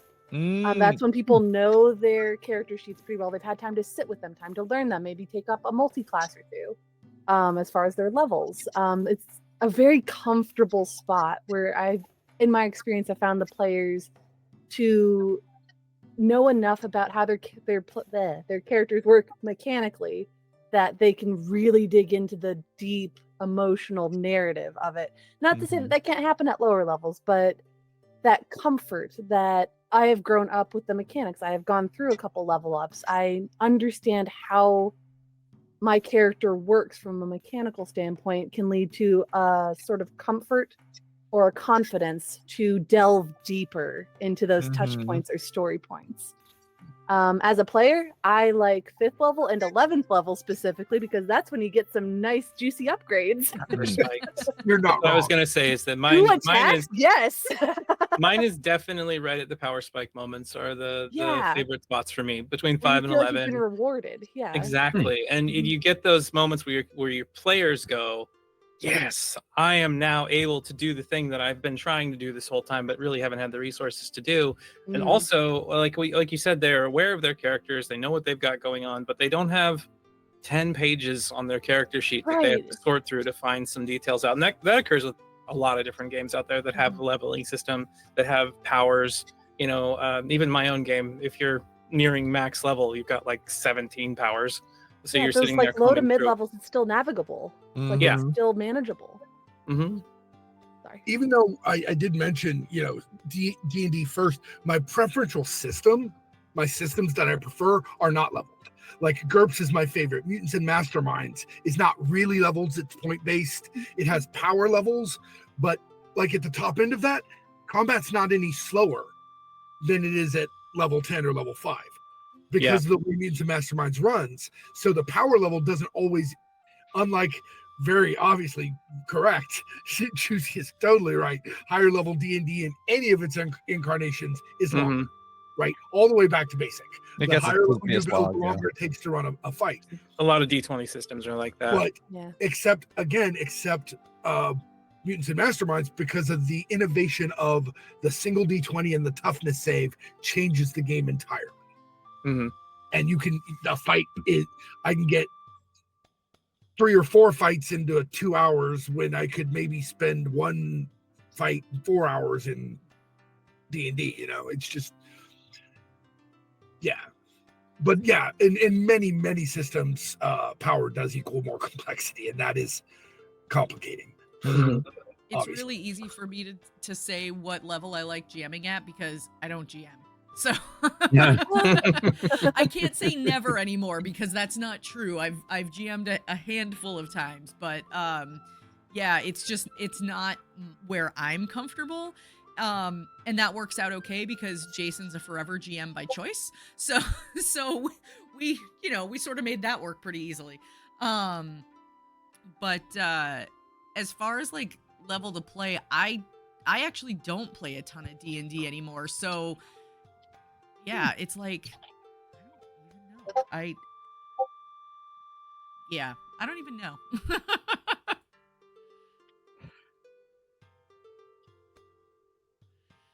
All right. Let's see. Questions. There we go. So Mama Strange is circling back to dice. If you are playing an online game, do you prefer digital dice or physical dice? For my games, I prefer digital because it's when we're playing our games online, it's always a streamed thing. And part of me thinks that a lot of the audience who is watching and isn't just listening likes to see what's going on at the same time. And that's easier than having to like point a camera down or someone just shout out the Makes number sense. they rolled.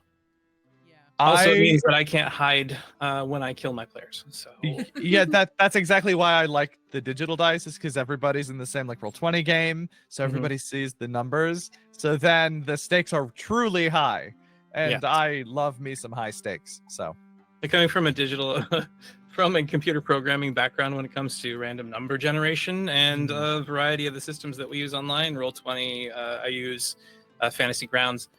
There were some bugs they should probably work out in the random number generators, because sometimes they roll the exact same stuff way too often. Oh yeah, when they get stuck real low for way too long or for like too high.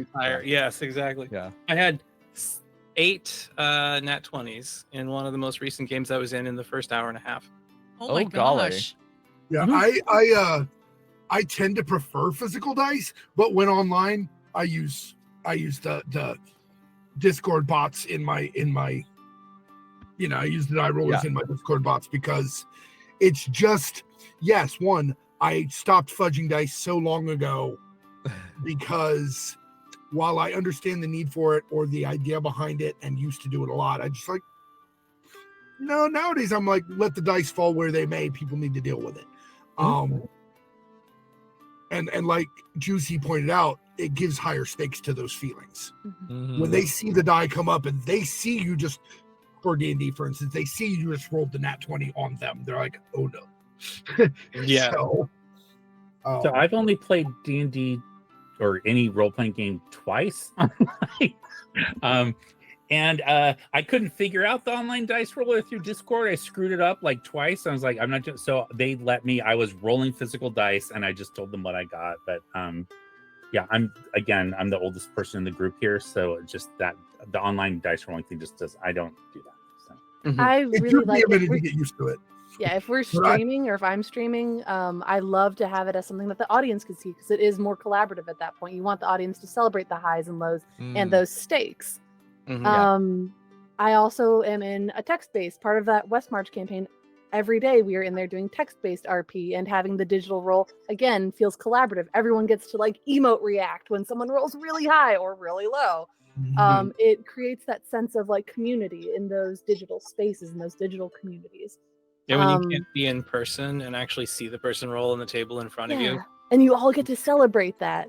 I will say that if we are doing a video one, though, we do all feel very strongly about rolling our physical dice. We light candles. We have our rituals to make sure they roll well. They don't. Sage the dice. You have your prisons for your bad dice when they're I've talked misbehaving. about this on Tavern. I don't believe in dice jail. I have dice rehabilitation. It's a little There island, you go. That's better. with a palm tree for my dice. They get to come back when they've had a nice relax. Yep. Funny. I mean, they never learn to be better individual dice. No. If you Just give them a little break. They're very stubborn. in a gift swap for Christmas this I year, have I one got of a timeout chair with a dunce cap. Dice shaming. And Dice shaming. also, if I have a die that rolls really well, I have a throne and a crown. Love that. I think I may be a heretic because I literally don't believe in dice superstitions. I don't either. Like, They're plastic. They are bereft of Yeah. malice. I continually remind my players of the gambler's fallacy. And just because you rolled this number of 20s, that has literally no effect on what you're going to roll next, unlike Oh Baldur's my Gate, God. where it literally does. You can turn that off. It's true. And I do. I get that though. Every single time I sit down with players at home and they're in real life and they're just rolling out the bad rolls before the game begins, Yeah. I just laugh a little. Absolutely. Yeah, which one's going to betray you? I was friends with a guy, and he used to say he would always put his dice like between games. He would always put it so like the higher number was on top.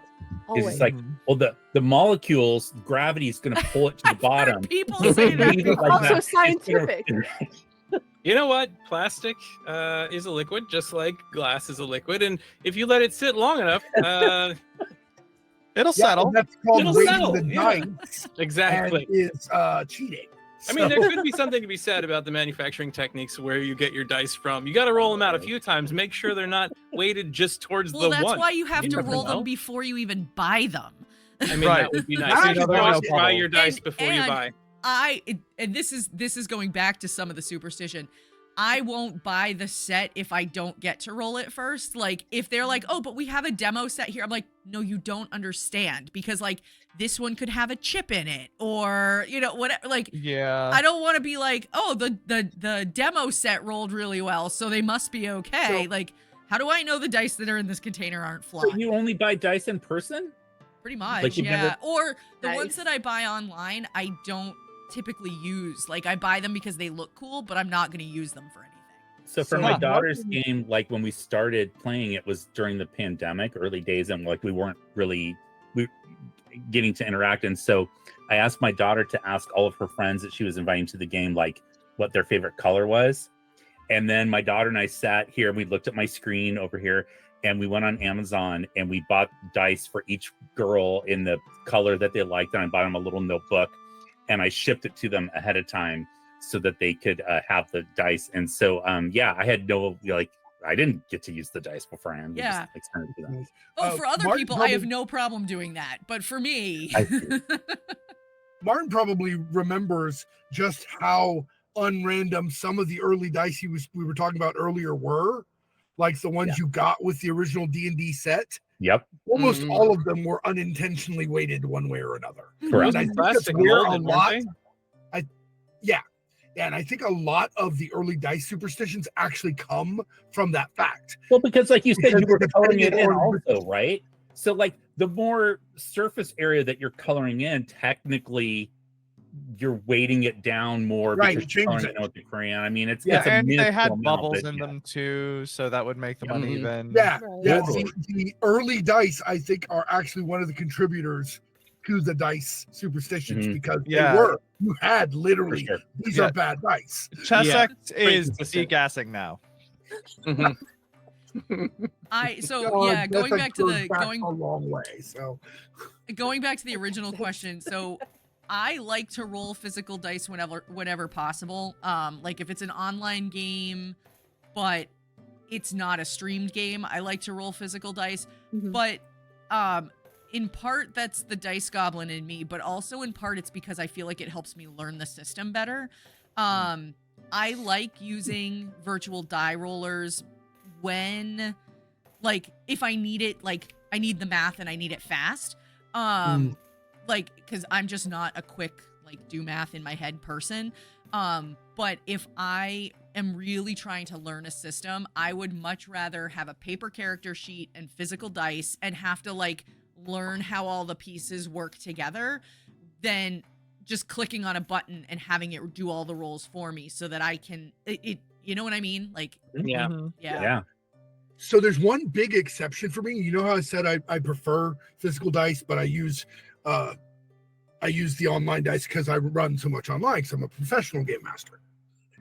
I think that in many cases, even in person, I would use the die rollers for VTM, for Vampire the Masquerade 5th edition, and Werewolf the Oh, Apocalypse 5th yeah, edition. yeah. It just makes it Because so much it easier does- to read them. It does the math, which is half words, for you. All of your successes. Yeah. It's a lot less complicated. It really is. I've watched it so many times. Oh, 100%. Just like Alien. Yeah. Yeah. Mhm. Let it roll it. I will have it on my phone if I have to, Mhm. well, even if we're in person. It's fine. Vesson too. Yeah. Face, oh I my might have- god. I might have preferred that for Exalted back in the original days. I was playing first edition, and there are some places where you can be rolling like 40 d10s all at once. Oh, Yeah. beautiful. Scion and was having- the same way, and then you Mhm. had 50 auto successes. Yeah. and- Yeah, You'd that's have to why- count all those things together, and it worked. It was kind of cool. It took a long time. A tool that could have helped with that might have been nice. Yeah, Yeah, that's we why had- when I did Monsters and Other Childish Things for our fundraiser stream the other week at TTN on our Twitch channel, I had everyone build their characters in Roll20 and roll in Roll20 because that uses D10 dice pools up to 10. So that's too much. And everyone was struggling to find dice. And I was just like, no, you built these characters in Roll20. Just roll in the system. It's fine. Click the But button. that Crown Royal bag I was talking about earlier is completely full of d10s from my Well, yeah, my vampire and my Exalted Because- days. absolutely, because that's the thematic bag for the World of Darkness, right? I mean, Absolutely, it was the appropriate color. It was the appropriate vibe, and when you shook it, it rattled quite nicely, and there was a lot there. Mm. And then every time before game, we just dump it out on the floor and just be like, "Here's your pile of 20 plus of each one of the different colored ones that you want to have today." yup. Well, we Also, you can't find the go ahead. werewolf dice. Sorry, I was gonna I'll say, just- back to can't the find werewolf dice. back to the original question about dice, do they need to match? That was one system where I used like special dice made specifically for Exalted or for Vampire because they happen to have indicators that told That you makes when sense. you had successes Yeah, that makes quickly sense. and easily. All right. Well, we are about at the point where we need to start wrapping it up. It's been a quick 2 hours, and I love that. So, I want to make sure everybody gets a chance to tell us again who you are, where we can find you around the internet. If you have anything coming up you would like to share, please feel free to do so. We will go in the reverse order this time. So, Rosie, we're going to start with you. Hi, I'm Rosie Bodahip, Sweet Rosie B, just about everywhere on the internet. I am a TTRPG performer, storyteller, and producer, as well as an OC artist. You can find me on Twitter, Blue Sky, Tumblr as the Sweet Rosie B, Instagram, all the socials, as well as my own website, sweetrosieb.com.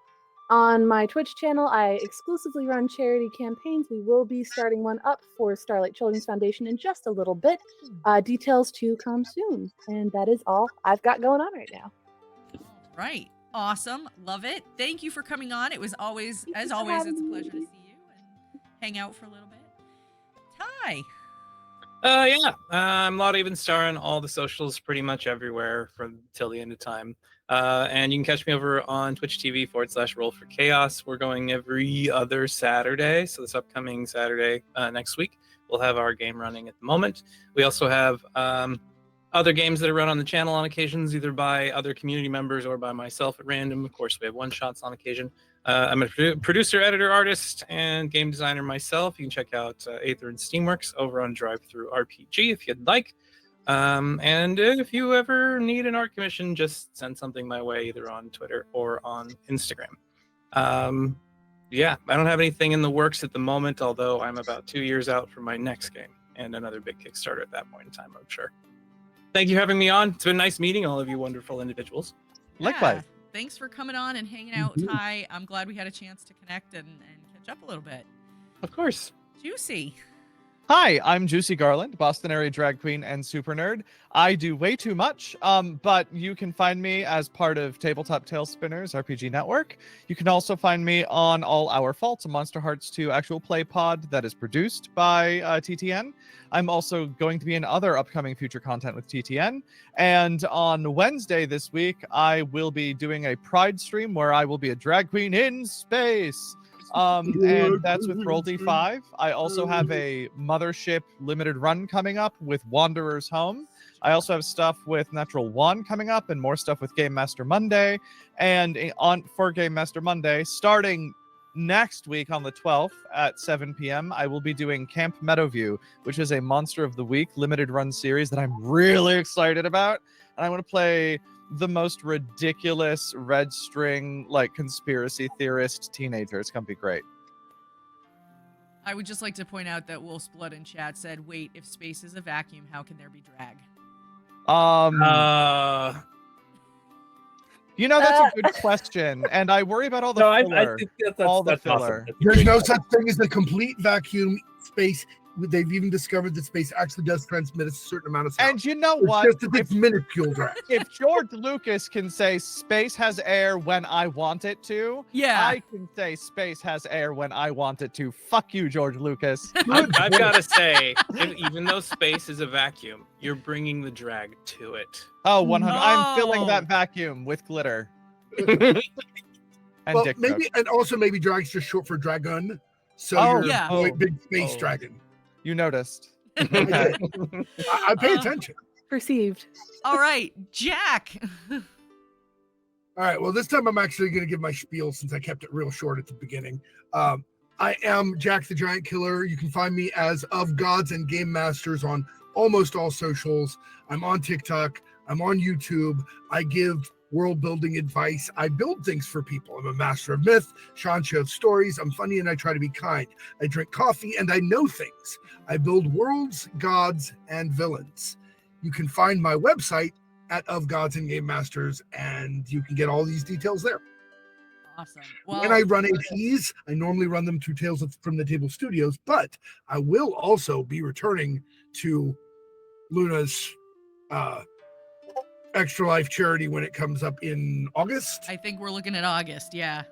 Yeah, so I will be running for charity then and possibly other times.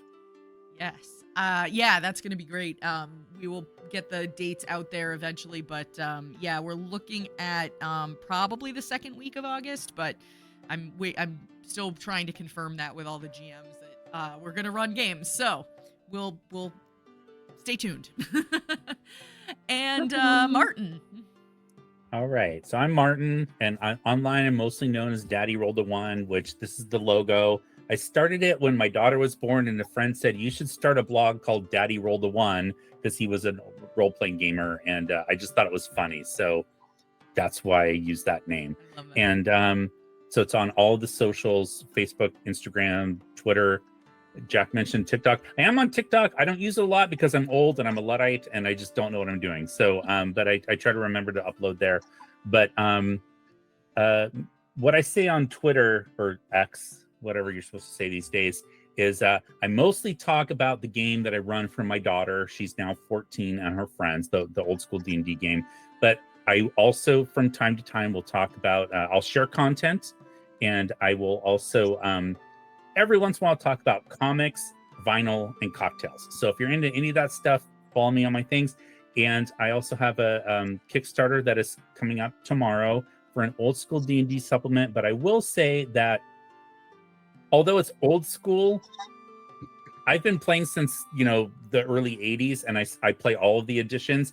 It's like 70% compatible with any class and level fantasy system that you're using. So I had that in mind when I wrote it. So I hope you check it out, and it's launching tomorrow. And catch me on socials, and I'll give you a link to how to find it. So thank you so much for having me on. Yeah, thank you. This was great. I'm super glad that it worked out to have you come on tonight, and thank you so much for being here.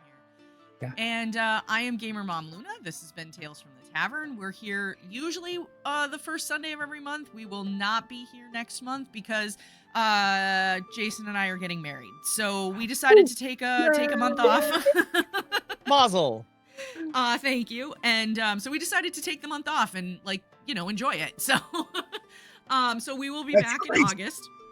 And yeah, other than that, you can catch me all over social media at GamerMomLuna, and you can find me on the Stories RPG podcast right now, where we are playing basically teenage monsters, trying to navigate our first year of high school. So it's a good time, and it's a lot of fun. It's got classical Glyza, and it's done with Dan from Almost Bedtime Stories and Michael from Of Luck and Legends. So we're having a lot of fun with that. Yeah. Nice. Yeah. It's a really good crew. So check that out. You can find it wherever podcasts are sold. And we are going to go drop a raid on everybody's favorite harbinger of hype, Bees, who is gaming right now. He's doing some speed run practice. So we're going to head over there and say hi to him. I hope you all have a great summer, and we will see you in August. Stay tuned to social media for more information about the Extra Life event. And thank you to Mama Strange, who donated $30 to Extra Life tonight while we were staying. Yay, Mama Strange! Have a great night, everyone, and we will catch you soon. Night. I should go.